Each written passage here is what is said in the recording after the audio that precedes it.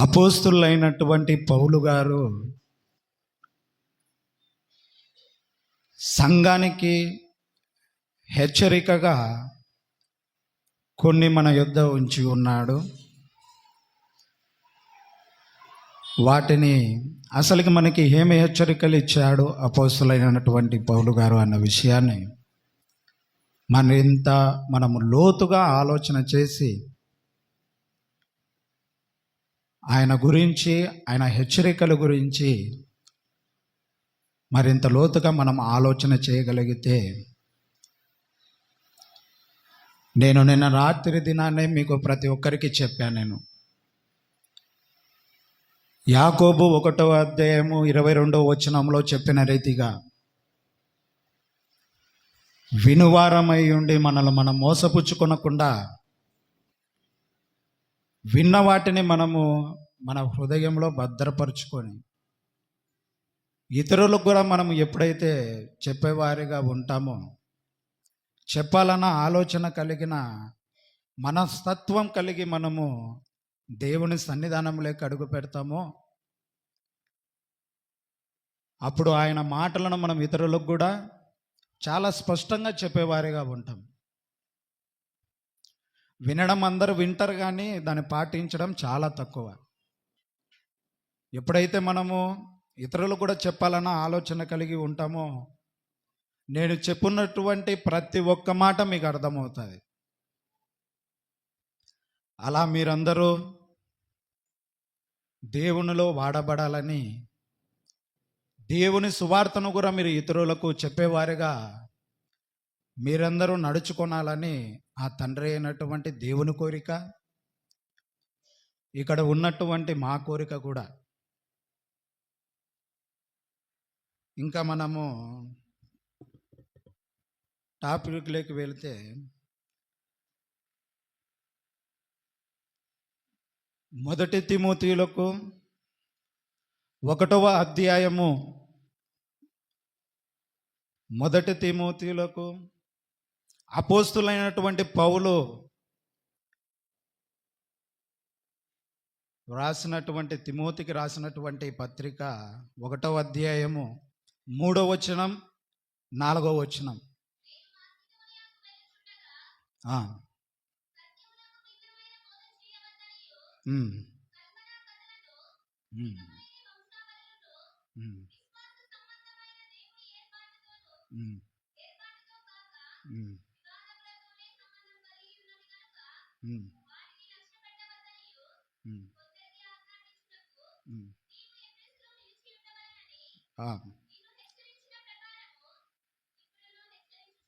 చాలు. ఈ చదివినటువంటి అధ్యాయము మనకు ఏమాత్రమన్నా కొద్దిగన్నా అవగాహనలోకి వచ్చిందా? అసలుకి ఆ మాసిదోనియాలకు వెళుతున్నప్పుడు సత్యమైన బోధను, భిన్నమైన బోధను ఎవరు వింటున్నారు, ఎవరు విని ఎవరికి తెలియపరుస్తున్నారన్న ఆలోచన మనము కలిగి, మనము సందర్భాన్ని బట్టి మనము చదువుకుంటూ వెళ్ళడం కాదు, కానీ సందర్భాన్ని బట్టి మనం చదువుకోవాలి. సందర్భాన్ని అంటే అది ఏ విధంగా? ఉదాహరణకు ఒక పాస్టర్ గారు ఉన్నారు. మనకింతకుముందు ఊర్లోకి చిలక దోషం చెప్పేవాళ్ళు వచ్చేవాళ్ళు. ఏ విధంగా? చిలక దోషం చెప్తామమ్మా, చిలక దోషం చెప్తామని. వచ్చిన వాళ్ళందరికీ వాళ్ళు ఏం చేస్తారంటే కన్నా ఆయన దగ్గరికి వెళ్ళి చేయిని చూపించుకొని చిలక దోషం చెప్పించుకుంటూ ఉంటారు. ఏదో ఆయనకు మన గురించి అంతా తెలిసినట్టు, ఆయన చెప్తున్నది అంతా నిజమన్నట్టు మన భ్రమలో ఉండి ఇట్లా అన్ని ఊకొట్టేవారిగా ఉండి, ఇది నిజమేనేమో, ఇది జరుగుతుందేమో ఆలోచన కలిగినటువంటి తండ్రి అయినటువంటి దేవుని గురించి అవగాహన లేనట్టు సందర్భంలో, ఒకప్పుడు ఆ స్థితిలో నేను కూడా ఉన్నవాన్నే. ఏం చెప్తారో ఇందామని ఆత్రంగా పరిగెత్తి చేసిన వాడినే నేను కూడా. ఆ రీతిగా ఆ చిలక ఏ విధంగా అయితే ఆ బోనులో నుంచి బయటికి వచ్చి ఒక కార్డును ఏ విధంగా బయటికి తీస్తుందో,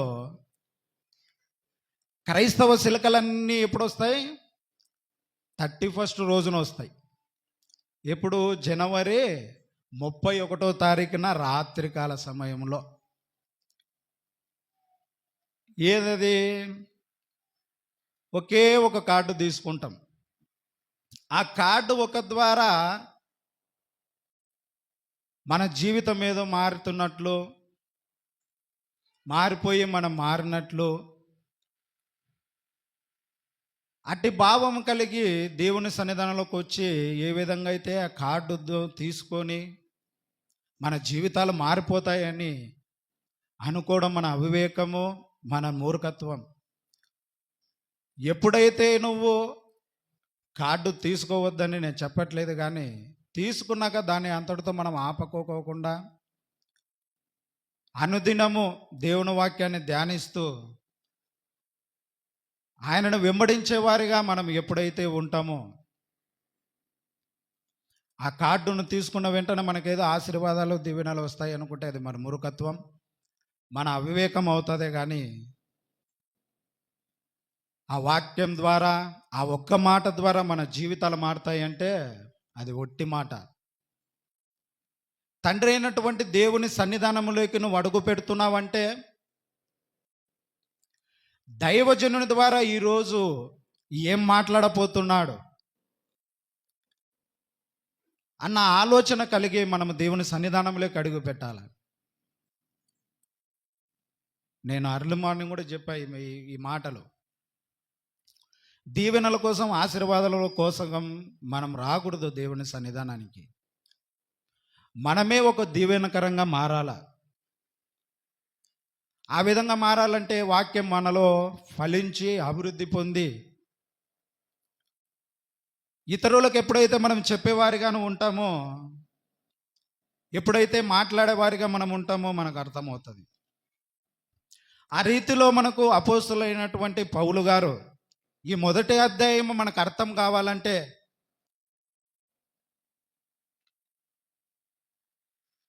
అపోస్తల కార్యములు 19వ అధ్యాయము 19వ అధ్యాయంలో మనం అదంతా దాని సబ్జెక్టు గురించి చెప్తే కన్నా చాలా డెప్త్గా ఉంటుంది, చాలా టైం కూడా అవుతుంది. కొన్ని మాటల మటుకే మీ ముందు నేను ఉంచుతాను. 21వ అధ్యాయం ఒకసారి చదవండి.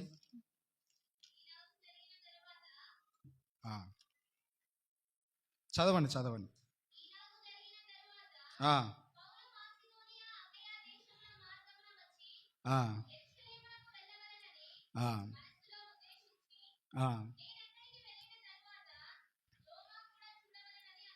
ఓకే, చాలు.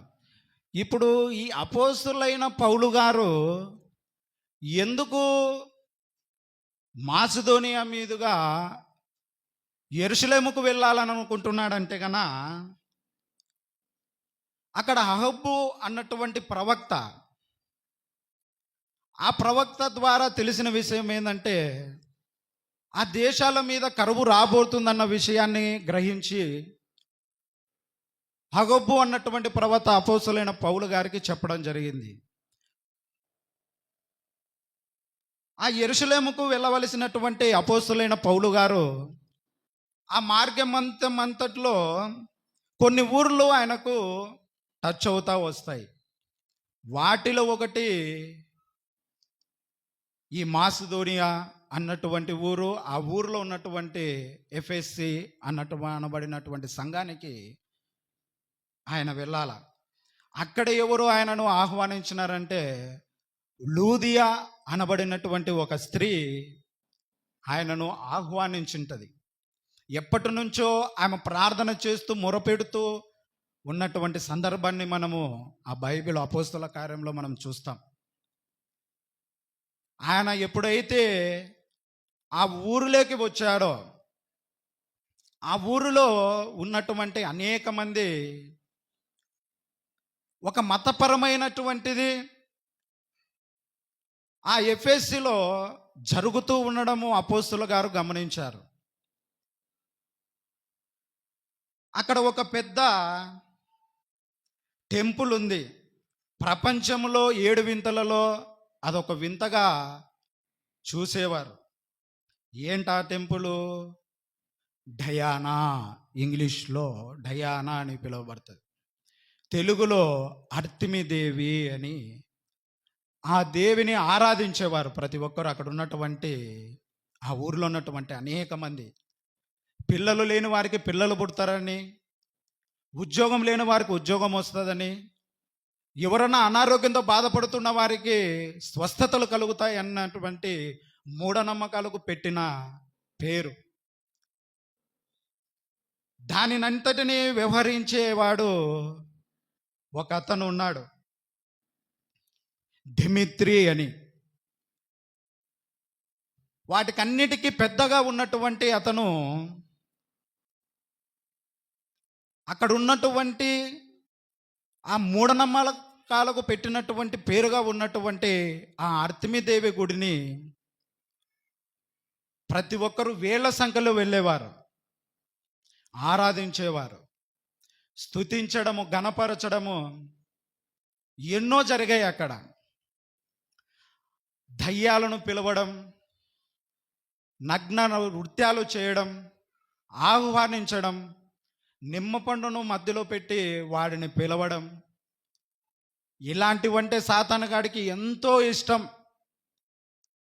పండెట్టి ముగ్గెట్టి వాడిని పిలిచి రక్తం చిలికించి వారిని ఆహ్వానించేవారు అక్కడ. రా రా రా అని. వాడు ఇవన్నీ, ఈ వాతావరణం అంతా వానికి ఇష్టం కనుక ఎగేసుకొని వచ్చేవాడు వాడు. ఆ స్థితిలో అక్కడ జరుగుతున్నటువంటి ఆ నృత్యాలు అవన్నీ మనం క్షుణ్ణంగా పరిశీలించినట్లయితే అక్కడ ఆ గుడిలో పెద్ద రాబడి, ఒక గవర్నమెంట్ను, ఒక స్టేట్ను పరిపాలించేంత ఇన్కము ఆ గుడి ద్వారా రాబడుతూ వచ్చింది. అలాంటి చోటికి ఎవరు వెళ్ళినారు?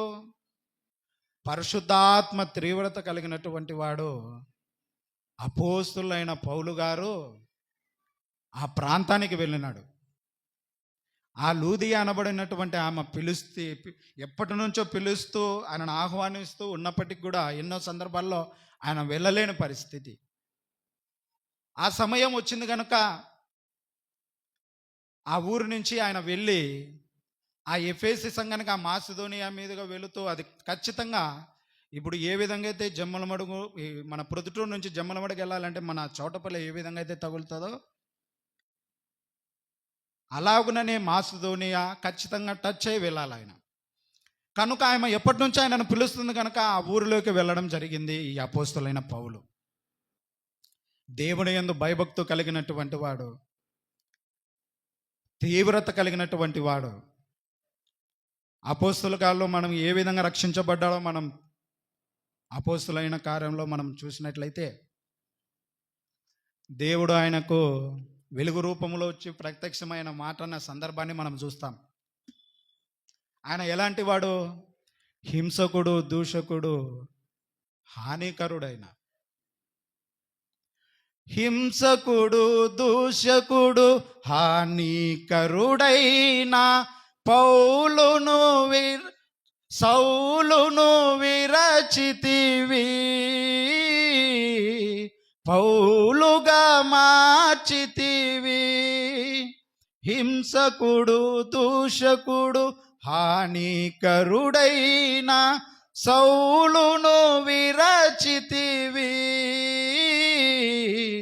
పౌలుగా మార్చితివి. నీ చేతిలో రొట్టెను నేనయ్యా, వీరువు యేసయ్యా, వీరువు యేసయ్యా, ఆశీర్వదించు యేసయ్యా. ఆ స్థితిలో పౌలు గారు తండ్రి అయినటువంటి దేవుడు తన కుమారుని ద్వారా విరవబడ్డాడు.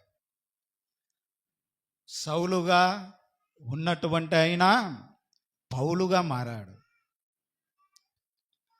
పరిశుద్ధాత్మ తీవ్రత కలిగినటువంటి వాడు ఈ అపోస్తులైన పౌలు. ఆ రీతిగా ఆ ఆత్మీదేవిని ఆరాధిస్తూ ఎంతో మంది జనాలు ఆ గుడికి వెళుతూ ఉంటే, ఆ సమయంలో ఈయన మాసిదోనియాకి వెళ్ళినటువంటి సందర్భం. రోజు రోజుకు ఆ గుడి రాక తగ్గిపోతూ ఉంది, ఇన్కమ్ తగ్గిపోతూ వస్తూ ఉంది. ఆ గుడిలో అనేక మంది వెళ్ళడం తగ్గించారు. ఇంతకుముందు మనం మాట్లాడుకున్నాం కదా, దయ్యాలను పిలిచేవారు చేసేవాళ్ళని. ఎవరైతే పిలిచారో ఆ దయ్యాలను వాళ్ళనందరినీ ఆ సాతానుగాడు తిరిగి తరిమి కొట్టినాడు వాళ్ళనందరినీ. అపోస్తులైన పౌలు గారు ఆ దయ్యాలను తన ఆధీనములకు తీసుకొని యేసునామంలో వారిని తరిమి కొట్టినటువంటి సందర్భాన్ని మనం చూస్తాం అపోస్తుల కార్యంలో. ఈ అపోస్తుల కార్యాలు చదువుతున్న కొద్దీ ఆయన చేస్తున్నటువంటి అద్భుత కార్యాలు, సంఘాలను నడిపించే విధానం, పత్రికలు అనేకమును మనకు రాసి బయలుపరిచినటువంటి మాటలు ఎన్నో ఈ బైబిల్ గ్రంథంలో ఉన్నాయి. మహాజ్ఞాన సంగతులు దీంతో ఎన్నో ఉన్నప్పటికీ మనం వీటిని చదవుకోకుండా పెడచెవున పెట్టేవారిగా మనం అందరం ఉన్నాం. అందుకే ఈ జ్ఞానం మనకి ఎవరికీ అర్థం కావట్లేదు. ఆయన హృదయ లోతులకి మనం తెలుసుకొని గ్రహించేవారిగా మనం ఉందాం, వెతికేవారిగా మనం ఆశ కలిగి ఉందాం. అలాగున పౌలు గారు ఆయన వెళుతూ అగబు ప్రవక్త ఏ విధంగా అయితే తనకు చెప్పినటువంటి మాటలు, ఎందుకంటే ఆ కరువు రాబోతుంది కనుక యెరూషలేం మీదుగా వెళ్ళి ఆయన అక్కడక్కడ ఆయన బోధించినప్పుడు కొంతమంది కానుకలు ఇచ్చినటువంటి సందర్భాన్ని మనం చూస్తాం బైబిల్లో. ఆ కానుకను ఎవరికి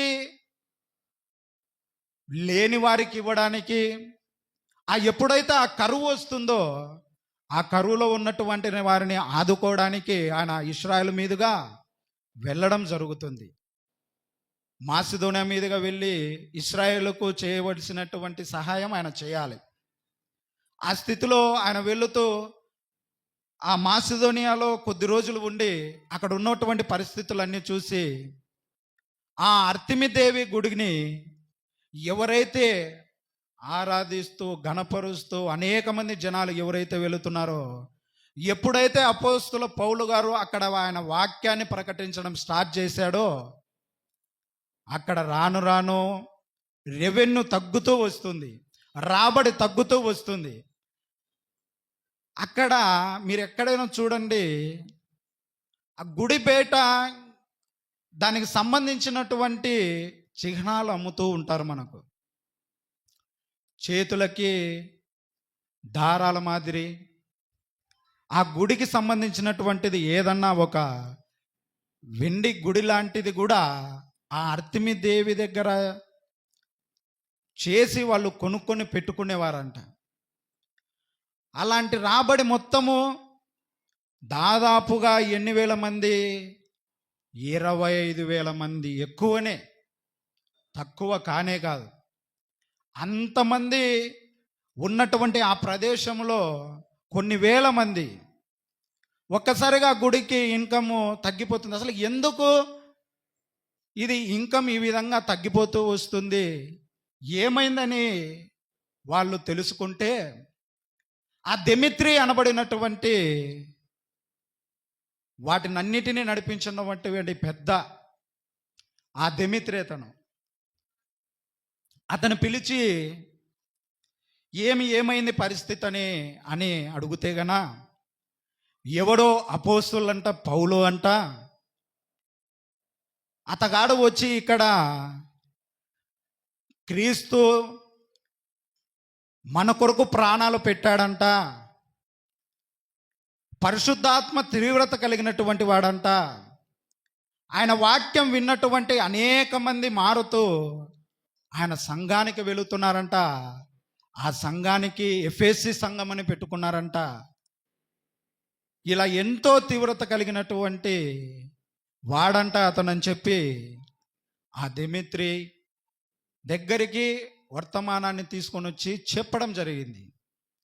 ఈ విషయాన్నంతా తెలుసుకొని అపోస్తులైన పౌలు గారిని ఒక చోటికి పిలిపించుకొని ఆయనను చంపడానికి కూడా వెనుకాడనటువంటి పరిస్థితి. అలాంటి స్థితిలో కానీ ఆయన అనుకున్నది ఒకటి కదా, ఎక్కడికి ఆయన వెళ్ళాల్సింది? యెరూషలేముకు వెళ్ళాల. అది ఆయన యెరూషలేముకు మీదుగా వెళ్ళి రోమాకు వెళ్ళాల్సినటువంటి ఆలోచన కలిగినటువంటి వ్యక్తి ఆయన. కానీ వాళ్ళ మాటలకైతే భయపడలేదు. కానీ అక్కడి నుంచి ఆయన వెళుతూ వెళుతూ ఈ తిమోతు గారికి చెప్పుతూ ఆ సంఘంలో కొంతమందిని రక్షించుంటాడు కదా మన అపోస్తులైన పౌలు గారు. ఎవరినైతే కొంతమందిని కూడుకున్నారని విన్నాం కదా, వారిని కొంతమందిని బలపరచడానికి, వారిని స్థిరపరచడానికి అపోస్తులైన పౌలు ఏం చేశాడు? వాళ్ళకి ఒక పెద్దగా, ఒక సంఘ పాస్టర్గా ఒక ఆయనను నియమించాడు. వారిని నియమించి ఈ సంఘములో ఉన్నటువంటి సంఘస్థులను ఏ విధంగా నడిపించాలి, వారిని ఏ విధంగా తీసుకువెళ్ళాలి, పరిశుద్ధ ఆత్మతో వాళ్ళు ప్రేరేపించి ఏ విధంగా వాళ్ళను దేవునిలోకి నడిపించాలన్నటువంటి కొన్ని అంశాలు మనకు దీంతో వ్రాయించాడు. అదే అపోస్తులైనటువంటి పౌలు తిమోతికి వ్రాసినటువంటి పత్రిక. ఈ తిమోతి పత్రికలో సమస్తము సంఘములో ఎలా ఉండాలా, ఎలా నడుచుకోనాలా, ఇష్టానుసారంగా సంఘానికి వస్తూ అనేక మంది వాళ్ళకి ఇష్టానుసారంగా మాట్లాడుతూ ఇష్టానుసారంగా ప్రవర్తిస్తున్నటువంటి అనేక మందిని అపోస్తులైన పౌలు చూశారు కదా. ఆయన చూసి కొన్ని తిమోతి గారికి వెళుతూ కొన్ని హెచ్చరించి వెళ్ళాడు. ఆ హెచ్చరించినటువంటి మాటల్నే మనం ఇప్పుడు చదువుకుంటున్నాం. మొదటి తిమోతికి రాసినటువంటి పత్రిక ఇప్పుడు చదువుదాం. ఎందుకు మనకు అది తెలిస్తేనే మనకు ఇది అర్థమవుతుంది. ఎందుకు ఇవంతా చెప్పాల్సి వస్తుంది సంఘానికి అంటే గన, వాళ్ళు ఇంతకుముందు ఆరాధిస్తూ పూజించు ఎవరైతే దేవత అనుకొని ఉన్నారో వారినందరినీ ఎఫెసీ సంఘములో తన మాటల ద్వారా యేసుక్రీస్తు ఆయనకు బయలుపరిచినటువంటి చెప్పినటువంటి ఏవైతే మాటలు ఉన్నాయో పరిశుద్ధాత్మ ప్రేరేపణ కలిగినటువంటి అపోస్తులైన పౌలు గారు ఉన్నారు కదా, ఆయన మాటలు అనేక మంది మారారు. ఆయన ఏదో మనలాగా ఒక సంఘంలో చెప్పి వెళ్ళిపోయి ఒక సంఘంలో చెప్పి వెళ్ళిపోయే వ్యక్తి కాదు. ఆయన చాలా ప్రేమతత్వం కలిగినటువంటి వారు, ఆత్మ ఒకటి కూడా నశించకూడదని భారం కలిగినటువంటి వ్యక్తి అతను. మనము ఎవరికన్నా దేవుని మాటలు చెప్దాము అంటే గన వినడానికి ఓపిక ఉండదు మనకు. అలాంటి పరిస్థితులలో కూడా వాళ్ళని దగ్గరికి వెళ్ళి వాళ్ళకు సువార్త ప్రకటించినటువంటి గొప్ప వ్యక్తి ఈ అపోస్తులైన పౌలు. అలా ఈ తిమోతి గారికి వ్రాయిస్తూ సంఘములో ఎలా ఉండాలో నేర్పిస్తున్నాడు. కొన్ని మనము తెలుసుకుందాం, అసలు ఏం నేర్పిస్తున్నాడు ఏందని. ఇప్పుడు చదువుదాం. చదవండి.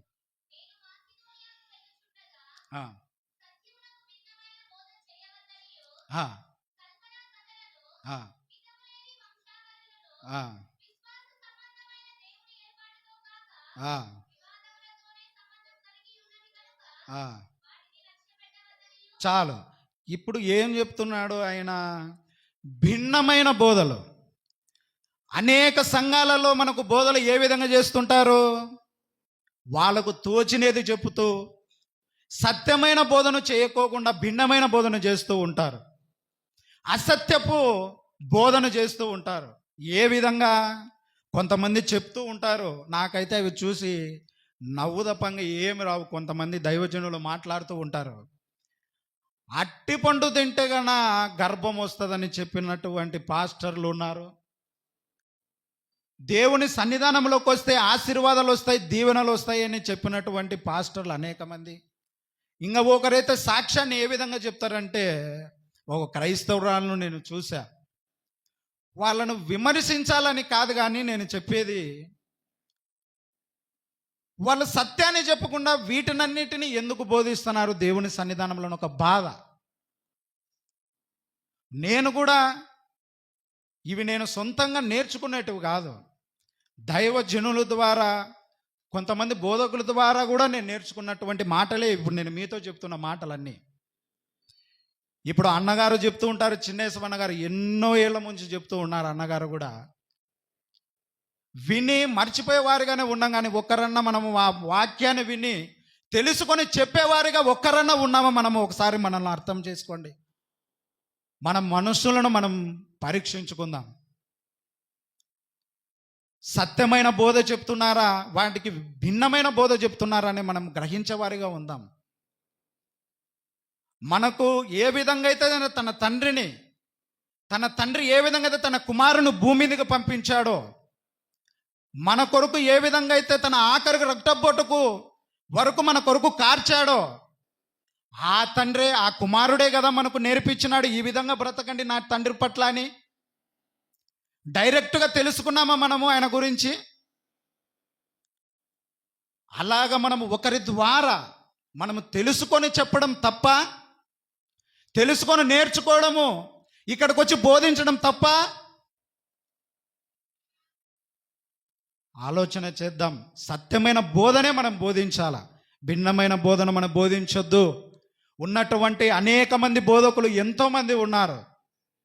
అది సత్యమా కాదా అని మనం బైబిల్ని పరిశోధిస్తే కదా మనకు తెలిసేది. ఒకరు ఏదో చెప్పారని మనం గుడ్డిగా కూడా నమ్మొద్దు. అది ఉందా లేదా అధ్యాయంలో. వారిలో ఇప్పుడైతే యేసుక్రీస్తు వారిని చూసి ఎంతమంది అయితే మారారో, అలాగే అపోస్తులైన పౌలును చూసి కూడా ఎంతో కొంతమంది మారింటారు కదా. ఉన్నటువంటి పెద్ద పెద్ద దైవజనులు ఎంతోమంది ఉన్నారు. ఎంతోమందిని వాళ్ళు శిష్యులుగా తయారు చేసి అనేక మందికి ఎందుకు పంపిస్తున్నారు? వాళ్ళు ఆ వాక్యాన్ని విని మారడానికి. అక్కడ ఏదో ఆయన ఏదో చెప్పినది ఇక్కడికి వచ్చి మనకు చెప్తున్నాడే, మనకు బోధిస్తున్నాడన్న రీతిగా ఆలోచన కాదు మనం కలిగి ఉండాల్సింది. అలా మనం ఎందుకు చెప్పలేకపోతున్నామన్న ఆలోచన కలిగి ఉండాలి. మనం మన హృదయాలను మనం పరీక్షించుకోవాలా. ఎదుటి వారిని విమర్శించడం చాలా సులువు, వాటిని పాటించడం చాలా కష్టం. అహర్నిశలు రాత్రిపూట్ల కష్టపడి ఎంతో శ్రమించి ఆ జ్ఞానాన్ని నేర్చుకోవడానికి ఈ బైబిల్ని చదువుతూ బోధకుల ద్వారా వాళ్ళ మాటలు విని నేర్చుకొని మీ యొద్దకు మేము తీసుకొచ్చి చెప్పాలంటే చాలా శ్రమతో కూడుకున్నటువంటిది. మనమేమో ఇక్కడికి వచ్చి అక్కడ చెప్పింది విన్నా, మళ్ళీ ఇక్కడికి వచ్చి ఇదే చెప్తున్నారు, ఇదే వింటున్నామని కాదు. మీలో ఎవరికో ఒకరికో ఇద్దరికో ముగ్గురికో నేను చెప్పినట్టు వాక్యాన్ని విని ఉండొచ్చు, కానీ వినని వారు అనేక మంది ఉన్నారు ఇక్కడ. వారికి తెలియపరచడానికే కొన్ని మాటలైన సంఘానికి హెచ్చరికలు ఏ విధంగా అపోస్తలులైనటువంటి పౌలు గారు చెబుతూ వచ్చారు. వాటిలో కొన్ని మాటలు మనము తెలుసుకుంటున్నాం.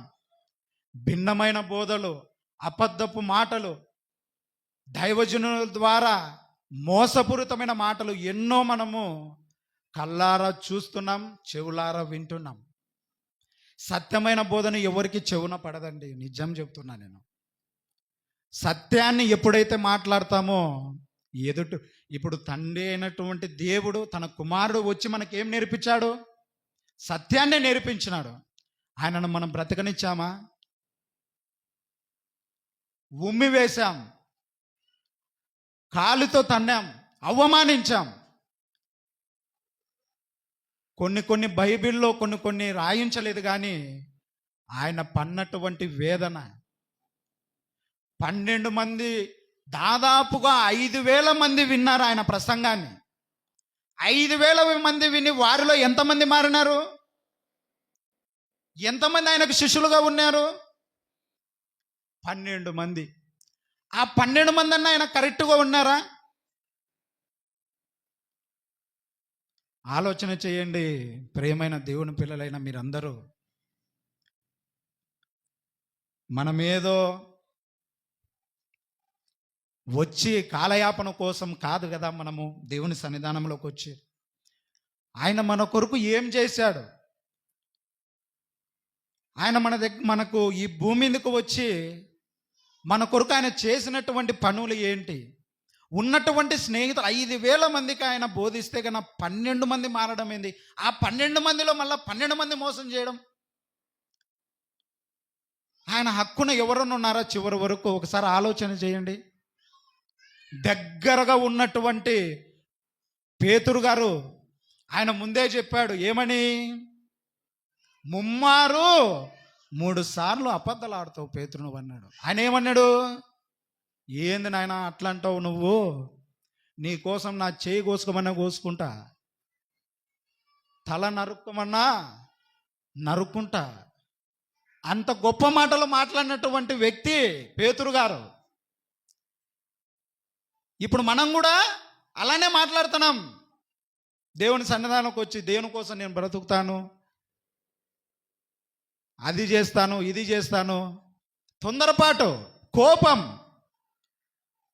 కోపపడు కానీ పాపం చేయొద్దు. మనకది ఖర్చు లేకుండా వస్తుంది కోపం. దేనికో ఆ కోపం, ఎవరిని సాధించడానికో ఆ కోపం. ఆలోచన చేయండి, గ్రహించండి. బైబిల్ను 40 మంది ప్రవక్తల ద్వారా రాయించినటువంటి ఈ పరిశుద్ధ బైబిల్ గ్రంథం నిన్నటి దినాన మనము తెలుసుకున్నాం. 66 పుస్తకాలు, అధ్యాయాలు 1189 అధ్యాయాలు ఈ బైబిల్లో ఉన్నాయి. వచనాలు 31,084. ఇవన్నీ అంత సునాయాసనంగా అర్థమవుతాయా? ఒక్కొక్క వచనానికి ఆదికాండం మొదలుకొని ప్రకటన వరకు లింక్ ఉంటుంది. వాటిని తెలుసుకోవడం అంత సులువా? ఎంత జ్ఞానం కావాలి మనకు వాటిని తెలుసుకోవాలంటే? ఆ స్థితిలో మనం ఉన్నామలేమో ఆలోచన చేద్దాం. ఒకరిని వేలెత్తి చూపించడం సులువే, ఒకరిని నిందించడం సులువే. ఆ చెప్పిన వాటిని మనం విని రుజువు పరిచేవారిగా ఉండాలి. ఒకరిని మనం మాట్లాడుతున్నప్పుడు, చేస్తున్నప్పుడు మాట్లాడడం రాదా? కాముగా ఉండిపోవాలా. అది సత్యమా కాదా గ్రహించాలా. గ్రహించి ఇతరులకు కూడా ఈ వాక్యాన్ని చెప్పేవారిగా ఉండాలా. తెలుసుకుందాం, బైబిల్ను పరిశోధిద్దాం లోతుగా. ఒక అధ్యాయంలో అవునని ఉంటుంది, అదే సందర్భం ఒకదాంతో ఏముంటుంది? కాదని ఉంటుంది. ఎందుకుంది అలా? అది ఏదో ఊరికే వింటానే వస్తుందా మనకు? లోతులకు వెళ్ళాల, దేవుని మాటలు మనం గ్రహించాల. ఇంకా ఏం చెప్తున్నాడు? 2వ అధ్యాయంలోకి పోదాం. 2వ అధ్యాయము 1వ వచనం నుంచి చదవండి. మనము సంపూర్ణ భక్తియు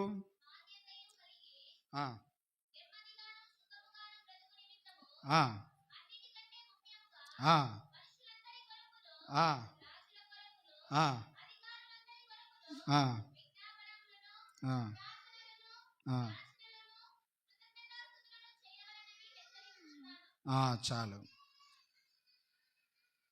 ఇప్పుడు మనం ఈ అధ్యాయంలో చదువుతున్నటువంటి రాజుల కొరకును అధికారుల కొరకును విజ్ఞాపనలు, ప్రార్థనలు, యాచనలను, కృతజ్ఞతాస్తుతులు చెల్లించాలని హెచ్చరించిన ప్రకారము ఆ కాలంలో రాజులు ఉన్నవారు. ఈ కాలంలో ఎవరున్నారు మనకు అధికారులుగా? మంత్రులు ఉన్నారు, మనల్ని పాలిస్తున్నటువంటి ముఖ్యమంత్రులు ఉన్నారు.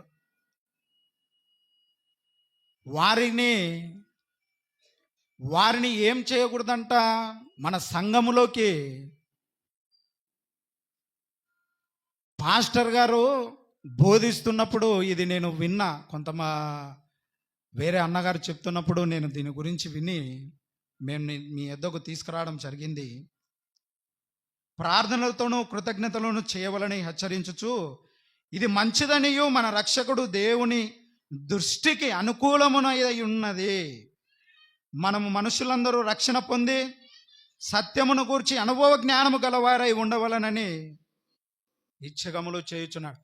మనకు పరలోకపు తండ్రికి మధ్యవర్తి ఎవరు? యేసుక్రీస్తుల ప్రభు వారు ఒక్కరే. ఆయన మనకు మధ్యవర్తిగా ఉన్నాడు. గ్రహిద్దాం, ఆలోచన కడిగి నడుచుకుందాం. రాజుకులు, యాజకులు ఎవరైనా కానీ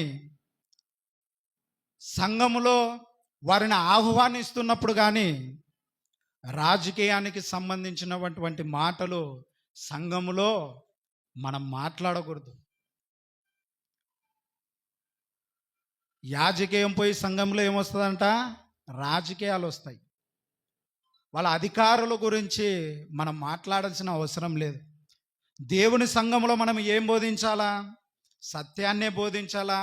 తండ్రి అయినటువంటి దేవుని గురించి, తన కుమారుని గురించి మనం బోధించే వారిగా ఉండాలి.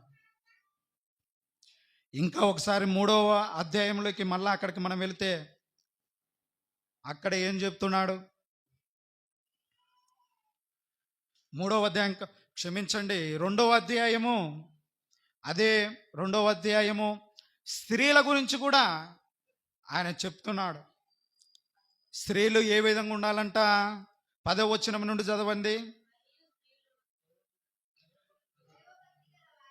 ఆ ఆ ఆ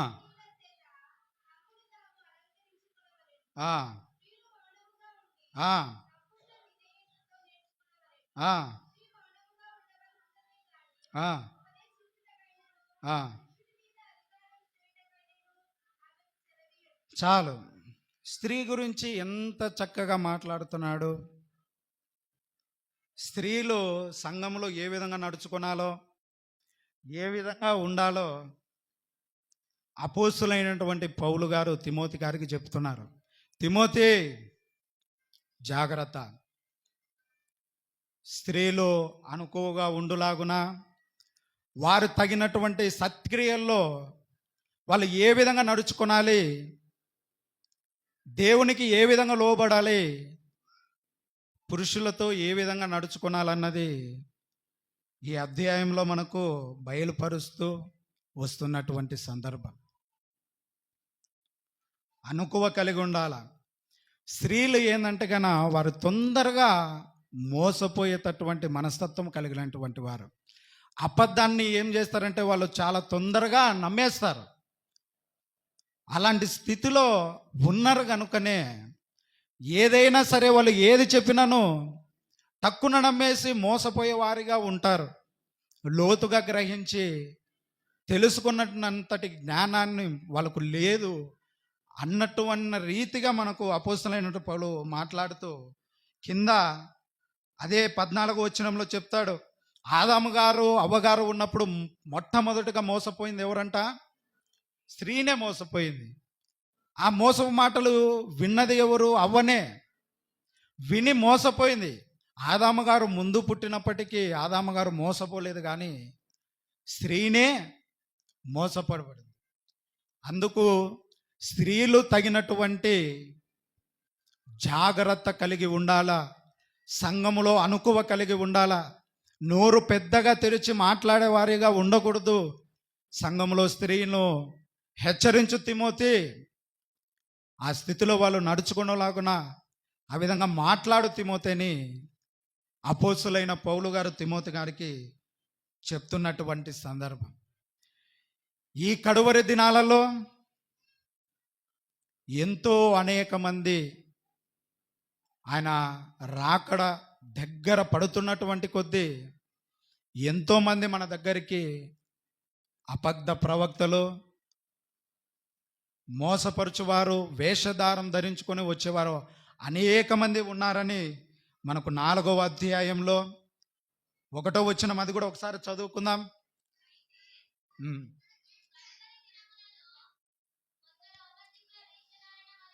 ఆ, ఆ,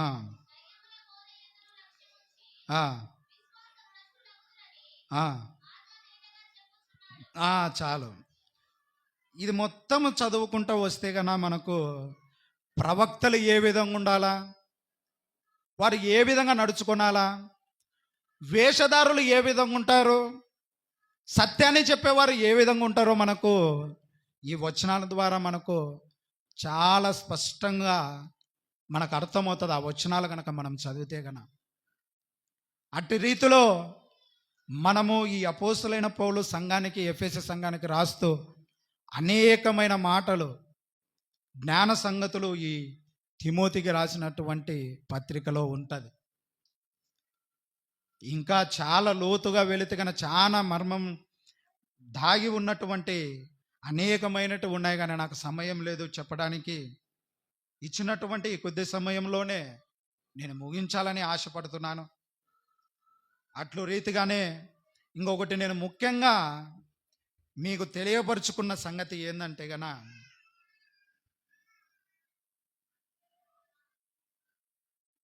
మత్తయి సువార్త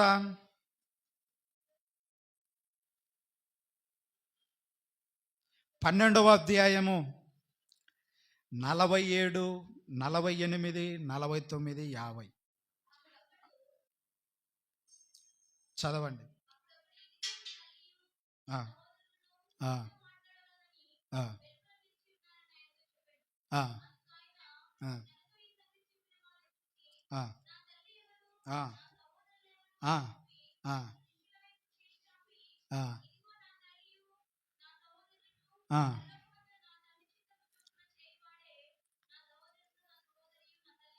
చాలు.